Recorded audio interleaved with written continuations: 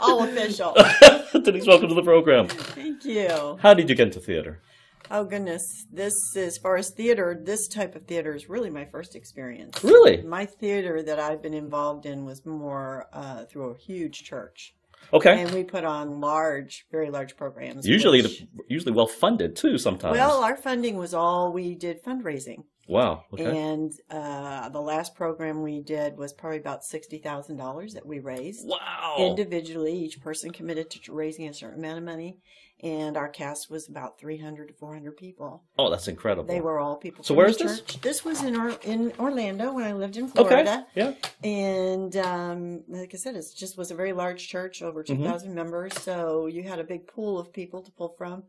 The gentleman I used to work with that did the set construction actually built bridges. So, you know, he's pretty meticulous when it came down to doing the set. So, but I started out just doing backdrops and things, and then moved to doing costumes, and then kind of came into the visual arts title and kind of did a whole bit of everything that wasn't controlled by lights or set. So that was your primary involvement. So you just learned backstage, started with the church. Oh, yeah, starting with the church, and always because I've always loved art. Right, yeah. You know, I did a lot of art when I was in school. Sure. And was on the, you know, the prom committee, things like that. So, you know, most of mine was just kind of, people knew I did it, so they asked me and just kind of developed from there. So did you do anything in high school? I mean, I did do some plays and things in high school, you know, and I did actually act in some of the programs that we did. So, you know, I don't mind being in front of the camera or on the stage as well. But, you know, my real love is creating the visual part of it.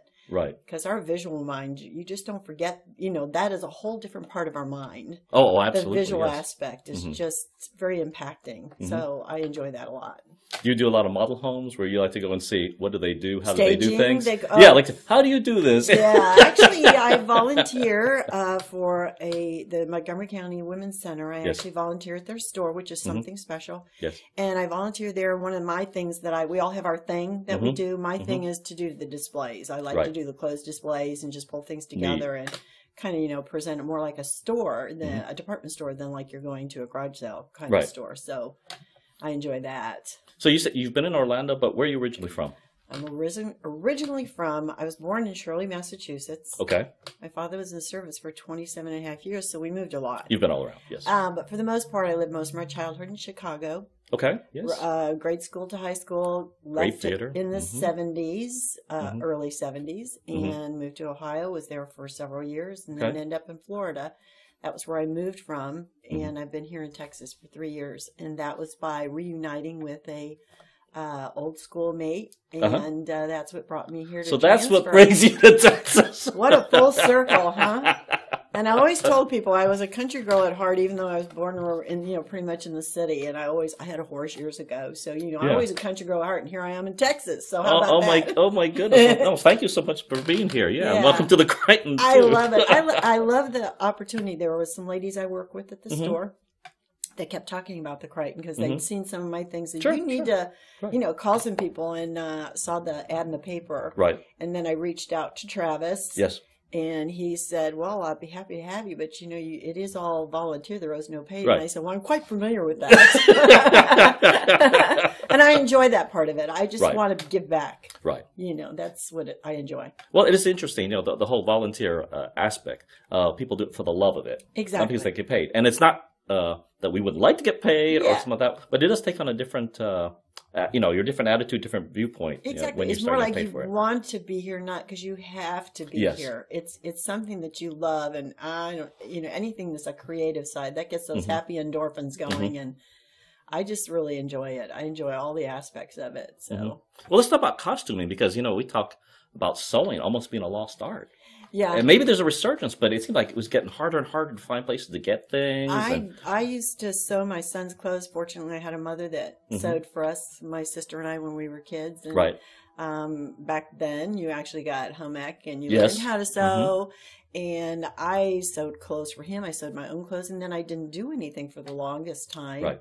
And then they needed help with that. And I actually started creating costumes. And the last program I was involved in, we did several snippets from different programs. And one of them was White Christmas. Yes. and just the one robe. Oh my goodness. The one long robe for that big scene in White Christmas.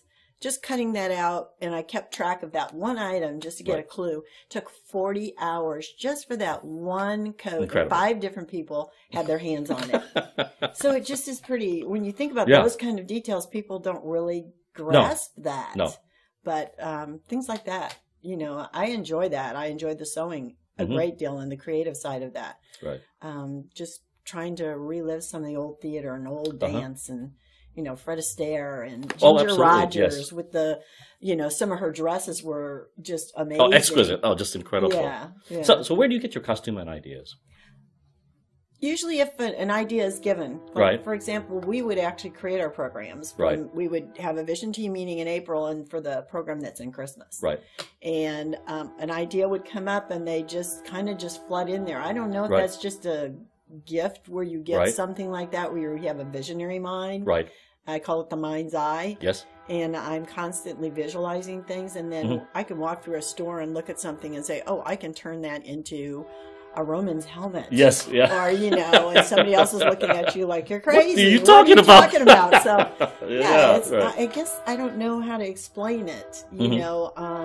But I try to visualize some of the old movies and how to recreate those or recapture those in today's time and make it cost effective. Right. So what's your degree in, actually? I really don't have an official degree. Right. Okay. I have done a lot of schooling, but never really completed. You're at the school of hard knocks. I guess I'm the one that's been thrown to the wolves, and you come out swimming or something. I don't know, but no, I really do not have a degree. Yeah. Mine's just from all the learning. But you have a gift. You definitely have the gift. You can see things, like you said. I see things, and I guess that's just my. You know, it was just given. My father drew caricatures when he was a young boy. Okay. Yes. And maybe that's where I get some of it from. But for hours, I would sit in front of the TV and trace. I'm really self-taught. And I would trace pictures, and then I would start drawing the picture, and then I could create the picture. Well, so that's amazing, because you think about the different methods. You know, something we bash TV a lot, right? Exactly. Like TV is a waste of time and stuff. Yeah. But then we're watching TV actively. Yes. Right? Giving ideas and your own things to do. TV was so much more different than it is today. Oh, yes, of course. So. I only had a couple of channels. Not getting away in years or anything. No, but yeah. Hey, I went to a place where it was in black and white and there was one channel. Oh, yeah. Okay. Yeah, so I'm with you. Pretty close to that. You know. Yeah, it's, you know, and I think about that and people wonder, well, how did you ever, but, you know, I always had that interest when I was a kid that I wanted to draw and, you know, and there's, you know, to see some of that come to fruition today is, you know, you wonder, well, where did your training come from? But in school, I took art. Yes. But then I also took a required class like science during summer school so I could take an extra art class. And then I would go to, instead of study hall, which they don't have anymore, I would go help the art teacher. Right. So it was a love that I just constantly, any chance I had, I would try to, you know, get that little bit of education. I went to a junior college for a few years, but, you know, all the times that I've moved, you move, life happens, you don't get re-involved, and just never pursued the actual degree or anything. So I, like you say, the degree of hard knocks. At some point, it doesn't really make that much difference. I mean, maybe it helps you to get your kickstart you. Yeah, if I were making a profession at it, it would matter. But this is a love, and I do it when I have the opportunities to do so. Well, that's amazing. Like I say, you have this eye when you look at something. So, ooh, I can turn it into this. Yeah. Carolyn's mother is just like that too. She says, I could put a slip cover like this. Yes. I take this fabric. I needed a plume for something. I remember when I'm walking through the store, it was like a last minute thing. And I remember seeing this, I think it was to wash a car with or something. I thought I could cut that handle up and I could stick that on there. And, you know, and you walk out with this stuff and people, they're, well, what are you going to do with that? Well, you really don't want to ask me because and you're not going to get it. So, well, you know, I kind of wonder if there's going to be a resurgence in homemade things. I wish, because, you know, even though, you know, and as a sewer, you look at things and you think, well, I couldn't make it for what some of the stores sell it for sometimes, especially when you're getting really good sales. But I don't know, the gratification you get, you know, it's just there's just a difference there. Absolutely, the sense of accomplishment. I mean, yes. if you refinish your own table or redo your own door, exactly. I mean, maybe you don't have the time, but there's definitely a different feeling. So you just paid somebody to do it. It's like we love to go to auctions now. We're in a big furniture auctions, and I like to look at a piece and I say, well, I can turn that into a dress, a cabinet and a bathroom. We'll put a bowl on it. This is how you do it. You know, those kinds of things. Just turn it into something that's not normally used for. Yeah. I love doing stuff like that. So. That's wild. Yeah. So it started out, you said the kind of doodling, but more the costume. The costumes, those actually really came in as far as costuming was when we had a lady that was in the program with our vision team, and she actually moved on to a different, she moved away. Yes. And so I kind of got pulled into that aspect of it because they knew I could do that. And then I actually ended up heading up the teams to actually do all the sewing. One of our biggest things was we had 100 people. We had to have the same, it's kind of like a robe. So we had this robe that looked like a choir robe, and then it had to instantly turn into your angel costumes. So, buying all the material for that, pre-buying all that, and then pre-setting up all of the patterns, cutting all of them, upsizing the patterns. Right. And a lot of it to me, it's hard to say, but a lot of it to me is just a logic on how you do it. Right. Nobody told me how to do it. And then you got all these women there, and then you hand out 10 to each, 10 to 10 women, and you've got 100 costumes being made in a matter of minutes. So it's all planning. Right. Oh, yes. And I'm one of those organized kind of people. So I think the two together is kind of how I got into some of those things. Because some of those projects are huge. Oh, no. You do need organization. Someone needs to know what they're doing and can delegate all this stuff. It sounded like you had some interesting sewing parties. Oh, yeah. That was probably one of the first. And I used to do banners, too. So we used to have some spiritual banners that we would do. And you have research on those. And then you would get women together. So when you get a lot of women together, you do accomplish some things, but maybe not necessarily what you always want to get done. But that's okay. But it's a good thing. Camaraderie is not a bad thing either. It's a part of it. Because, again, if you're doing a lot of volunteer work, you need to get something back from that. Absolutely. And Absolutely. I think all those relationships, just developing new relationships Absolutely. here has been really exciting. And to me, this is opening another door for me because I do want to get involved in the community. I think it's important. And I'm just fortunate to be retired because of my husband. He recently retired. So I'm not one to just sit and do nothing. And I thought, what better way to get involved? We get back to the community. Well, let's talk about that aspect because, certainly it's professional theater, community theater, whatever. But at the core of it, we're all just volunteers, but there's a purpose. Not just volunteer for the sake of volunteering. We want to give for a reason, to make our community better. And hopefully we, to form the community bonds, friendship, things like that. Yeah. But let's talk about, you obviously studied even before in Orlando, which I guess, being an outsider, I mean, I don't live there. We come in, we think of it's Disney. Well, that's really kissing me. But, but then there's obviously the communities that are there. Yes. Yes. And so how do they view all these visitors coming to their community? Or do they really care? I don't know. I think the interesting thing was for me, our church, when we put on the programs, we would try to make sure that it was going to be free to the individuals because there was the whole goal if you're reaching the community and then you're charging them to come in to $20, well, that's a big deal. Right. If you've got 5 people in your family, and you may give a cut rate, but the whole point is if you're trying to really reach the community, we wanted to always offer as something free, but also not put a financial burden on the church. Right. So, because those can be huge burdens on churches, and churches are struggling just with their finances now. And so we always made it a goal that each individual would commit to a certain amount of money to raise their funds. Yeah. Well, and for me, I actually made things and sold them. Right. So I got to kind of fulfill a couple of things in myself. Yes. And I called it creating a spiritual and theatrical experience for the community. So it was like a full circle for me. When we reach out to the community like that, and then for what we would actually put in there for your fee or your entrance, bring a toy for a child or bring food, and we would then reach out that way also. Yes. So it was just a win-win. Absolutely. Something like that. Well, that's great. Yeah. Well, I've also heard this too. At least it sounds like your church found a way to marry the theatrical with the spiritual. And I know there's some churches where they're hardcore. No, we're against theater. Yes. And I suppose I can understand why in some aspects, but you were able to, at least your church was able to make it. It doesn't have to be either. Exactly. It can be both, done with the right purpose. And right. We actually would have little drama skits a lot of times. The pastor would many times give a preempt to what he was going to be doing. Right. And he would want some of that acted out. Yes. So I love that. I think that, in churches, they're struggling to try to keep the interested people there. Yes.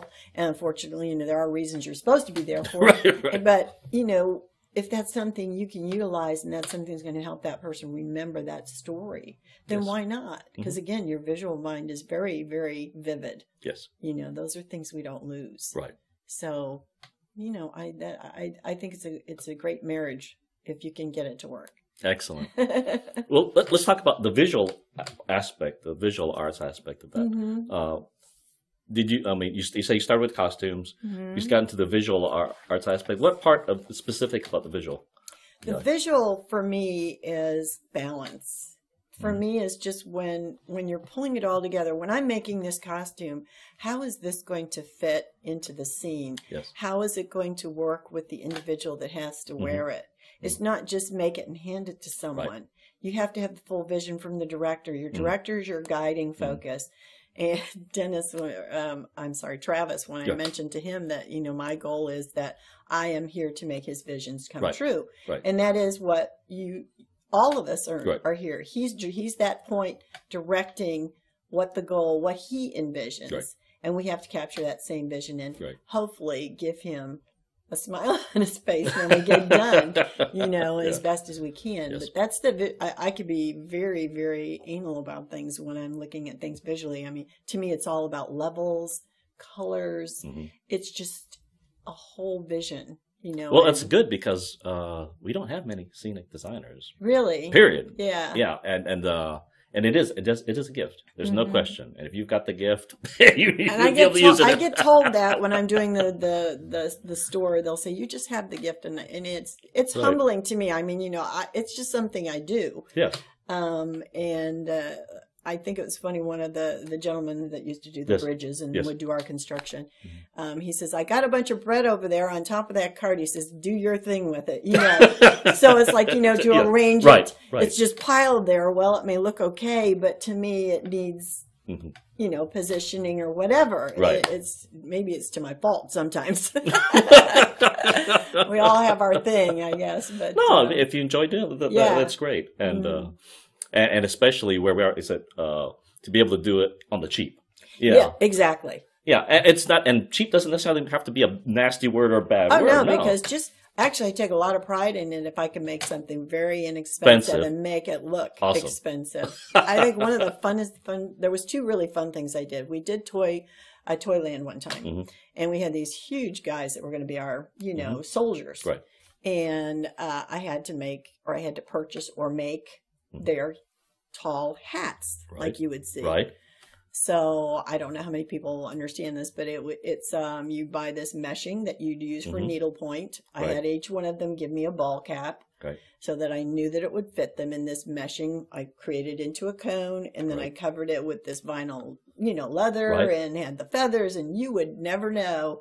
Wow. And I think I would love to do workshops like that.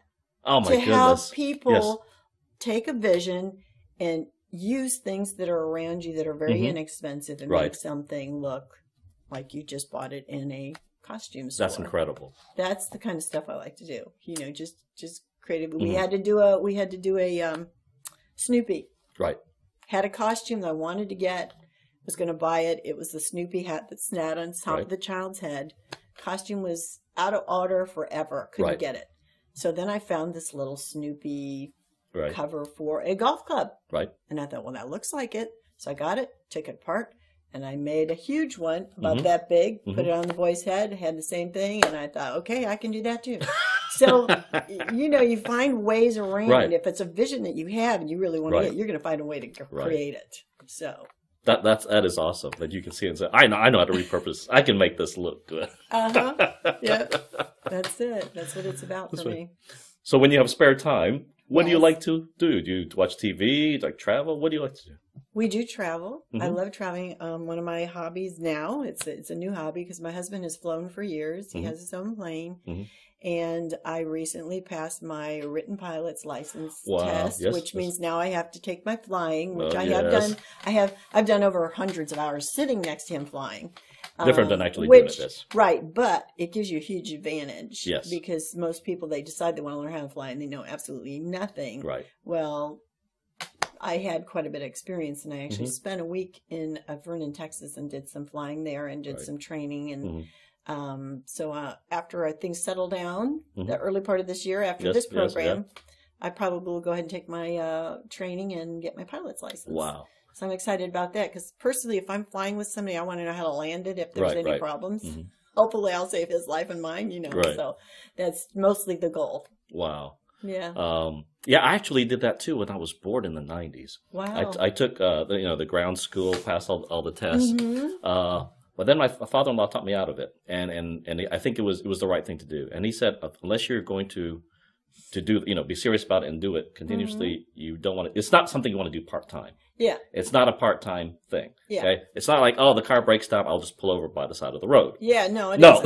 No. No. There's no pulling over. There's no pulling over. No pulling over in the plane. On the side of the road. So you have your own plane? Yes. Oh, that helps quite a bit too. Yeah, it does. It's getting really expensive with the gas and so forth. So but the pilots, and the problem is, there's a lot of the pilots today are older pilots. Yes. So the young pilots just aren't there. It's really interesting. Of course, women. There are very few women pilots. Right. Private pilots. Right. We actually flew to California in April. He recently had bought a Bonanza.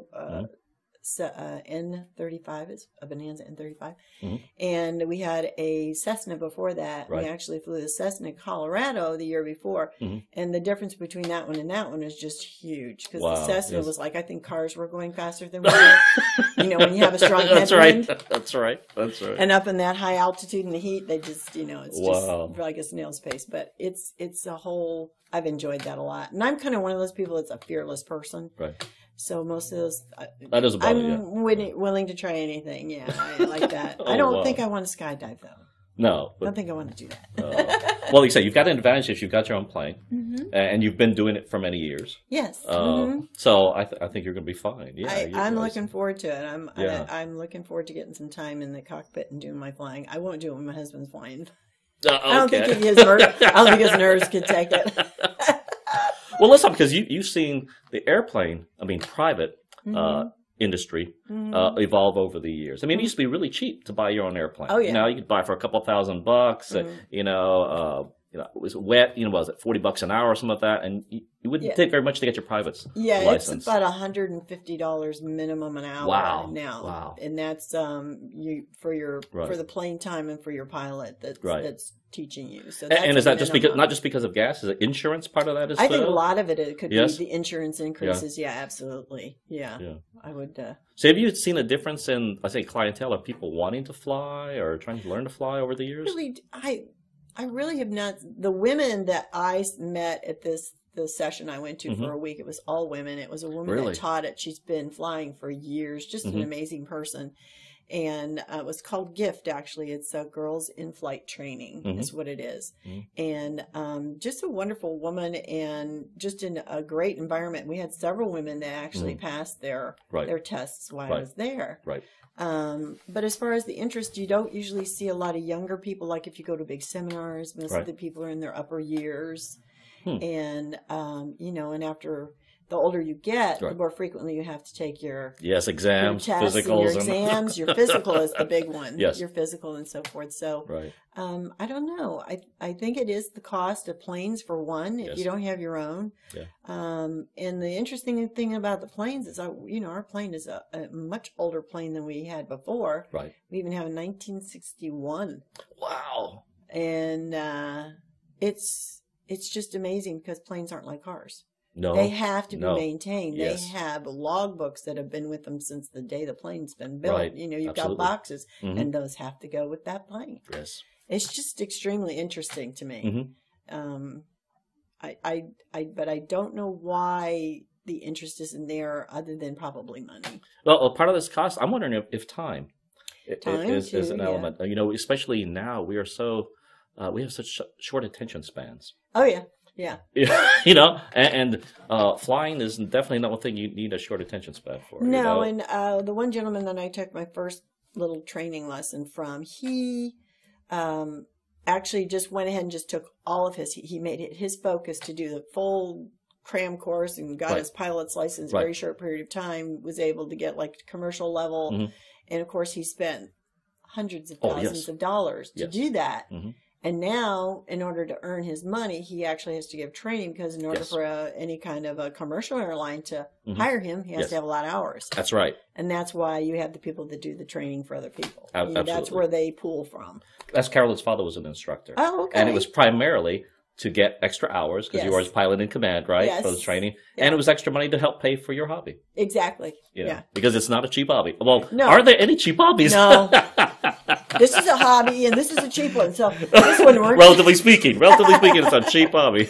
This one works. Oh my goodness. Well, let's talk about it, because that's a fascinating story too. Is the whole Amelia Earhart? A story. So, what do you think happened to her? No, I think that's going to be a mystery for years. I really don't know. Yeah. You know, it's kind of like the Kennedy, conspiracy. You know, there's some things that are not going to be revealed to us. I don't think. Yeah. I don't know. And like I said, and we look up to her for many things, and yes. But in fact, there were probably plenty of better qualified, should I say, women pilots than she was. She had the advantage of having a wealthy husband that could kind of get these PR campaigns for her. Exactly. And she had the exposure. Yes. She had the exposure, yes. Where the others did not. That they did not. But there were plenty of other pilots that are probably better qualified, I should say. That's probably especially very true. now. Yeah. And I hope that was, we don't know, because in the middle of the Pacific, anything could happen, probably even with an experienced pilot, but still. Exactly. But still. There's some scary things that can happen. I say I'm fearless, but the one thing I would be very afraid of is to be flying over our water for a long period of time in our small plane. Right. Because first of all, there's only one propeller. Yes. And there's so many things that can happen. Yes. But it's just like anything else that you do. Yeah. You don't know what's going to happen to you the minute you walk out of your home. True. That's true. So, but if I can control it a little bit. Oh, absolutely. Absolutely. Like maybe not fly over a long distance of water in a plane. With no islands in between. Yeah. Because my husband would love to do some island hopping. But really? You would need to do that with groups of people that have been there before, because there's another whole aspect there as far as what happens to your plane when you're not by it, because you're in foreign territories and things like that. Oh my goodness, so, yes. Yeah, it's, he really wants to do that. And I said, maybe we'll get too old before he decides we're going to do that. But yeah, I just love I just love getting involved and trying new things. Mm-hmm. That's what keeps us going. Do you like to see shows when you go? I love shows. One of my favorite things, my mother and I got to see Nureyev perform Swan Lake in Ohio. And I remember us talking about it for the longest time and saying, well, as soon as we see something, we got to get tickets so we can get a good close up. We were like the third row back, and it was just amazing. And I've gotten my husband to go to some shows and enjoyed White Christmas. Yes. Downtown. And I do enjoy the shows. I enjoy them because I just love to watch. Well, how'd they make that happen? And, oh, yes. I'm supposed to be paying attention, but you are, but I'm paying attention in a different way. How did they make that happen in the set? Right. What did they do with that screen to create that? Right. I just love all of that. Oh my goodness. And this costumes, I just love. Did you see Shrek when it came? Yes. And I want to know how they made her change while she's flying. Yep. You know what I'm talking about? That scene? Oh she becomes an ogre while she's flying. Those are what I call wow moments. You have to have wow moments in any program. Yeah. And that's a wow moment. I want to know, how did they do that? We're watching this, it's like, whoa. Yeah, those are the things that, again, you'll never forget something like that. No. We used to have things like that. We had, have you ever heard of a kabuki? Mm-mm. Okay, a kabuki is a huge screen that's on a set. Yes. That will drop. Yes. Okay, we had a kabuki. Yeah. And there was a huge fear factor there because in the rehearsals it never went down properly. Oh, Always dear. hung up or whatever. Right. But we found out It can that happen. it wasn't being done correctly, so Right. we had the professional come in and help us with that. Anyway, you had this huge, 200 choir people behind Right. this, and you've got this little scene going on in the front, and then all of a sudden this one beat hits, and it gives me goosebumps to think about it. This one beat just hits, and then all of a sudden that drops, and the second it drops, you just hit with this sound from these people, and it's just, applause, applause, Right. applause, and those are wow moments. That's what you want, is a wow moment. I love stuff like that. Yeah. It is cool. I mean, you think about it, like I said, most of American theater is really about entertainment. And I think people want to be taken away. So, yes, absolutely. Kind of like the man in the chair, the way he talks absolutely. about it. Close your eyes and imagine you're in the dark and take yourself away. That's what we want. Okay? Yes. It's not that we don't go see serious plays every now and then, but it's few and far between. Yeah. So true. Yeah. I mean, some of the old movies like Ben-Hur. I mean, I actually got to stay. There was a stage production, a Ben-Hur stage production, that was done in, it was when I was in Florida, I believe. No, it was Ohio. Yes. And they actually made these horses, these mechanical horses. I don't know if you'd ever seen, the show did not do well, unfortunately. So, but it sounded like you had a lot of technical challenges, though. It did. It was an amazing, it was behind like a sheer scrim. Right. And then all of a sudden you saw the two men in these horses. And it was unbelievable to think that they had created that. And that was the big probably hype, if you might want to say, of what drew the first parts of the crowds. But the show was a little weak as far as in the acting and so forth. But that was just amazing to me. Wow. To see something like that, because when you think of Ben-Hur, the costuming in some of those movies just are just unbelievable. I get caught up in that watching a movie. I'm watching a movie especially. I'm like, well, I was thinking of things when the chariots, crash, deliberately. Yes. And you're, ooh, yeah, I know. It's something. It's very something. Yeah. So. It's pretty amazing. So you do enjoy going seeing shows. You said you do flying, and you sound like you're going to be doing more of that. So do you fly to places with a purpose? Meaning, we're going to go eat here, we're going to visit friends, actually, or just the for eat fun? Here is an interesting thing. They call that the $100 hamburger. Yes, Have you heard that? There's actually a book. I haven't heard it, but you know what? Carolyn used to do it every Sunday because her mother wasn't into flying. Yeah. But her father obviously was. So on Sundays, the big thing was to take the family. But Jump mother in didn't the want to go. Jump the plane, go have breakfast. Yeah. In some other part of Jersey. Yeah. So yes, that's the $100 hamburger. We like to. They actually have a book called The $100 Hamburger, and it highlights the best places to fly to go to. Right. And we like to fly to Brenham. Little Brenham Airport has the best little burgers there. Really? They have it set with the black and white checkered floor. The girls wear the little skirts with the saddle shoes, the whole bit. And, the great old nice, shakes and things like that. So, we'll go there every once in a while and have a burger. we do that. So, but usually when we're flying, we usually have a purpose. We're going somewhere. Right. So where do you fly out of? We fly out of Lone Star Executive. Okay, I guess. We find that Hooks is a little bit busy. So we like Lone Star. It's a little quieter there. There's not a lot of activity.